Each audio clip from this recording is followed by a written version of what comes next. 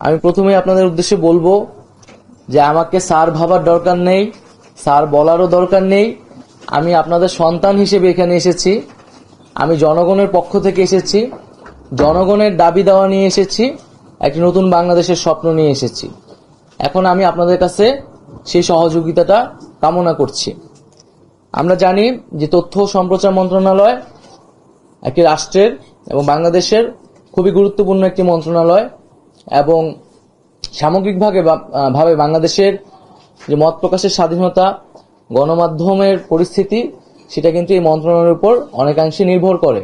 এই নতুন বাংলাদেশ পেয়েছি এবং বাংলাদেশের তরুণ প্রজন্ম নতুন করে স্বপ্ন দেখছে, বাংলাদেশের মানুষ নতুন করে আশা আকাঙ্ক্ষা তৈরি করছে, এবং আমরা সেই আশা আকাঙ্ক্ষার প্রতিফলন ঘটাতে এই সরকারের দায়িত্বে এসেছি।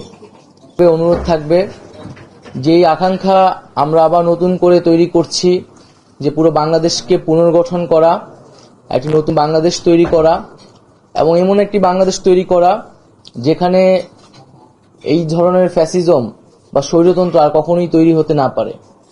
বাংলাদেশের সাংবাদিকতা, গণমাধ্যম এবং মত প্রকাশের স্বাধীনতার উপর কি ধরনের নির্লজ্জ হস্তক্ষেপ হয়েছে।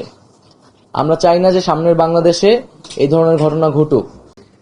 আমরা বিভিন্ন সময়ে গণমাধ্যম কর্মীদের থেকেই শুনেছি বা আরো বিভিন্ন মানুষের কাছ থেকে শুনেছি যে আমাদের এখানে মত প্রকাশের স্বাধীনতার উপর নানাভাবে বাধা তৈরি করা হয়েছে, এবং যেহেতু ফ্রিডম অফ প্রেস যদি না থাকে, ফ্রিডম অফ স্পিচটিও কিন্তু নিশ্চিত হয় না।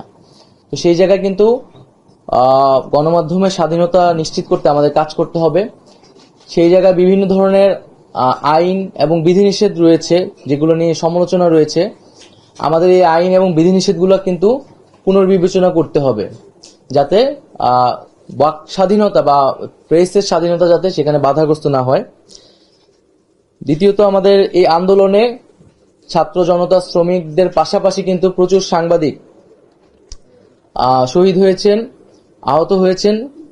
আমি জানি না এখন পর্যন্ত কি উদ্যোগ নেওয়া হয়েছে, কিন্তু দ্রুত সময়ের মধ্যে এই সাংবাদিক যারা এখনো আহত অবস্থায় আছেন এবং যারা শহীদ হয়েছেন তাদের পাশে এবং তাদের পরিবারের পাশে আমাদের দাঁড়ানো উচিত।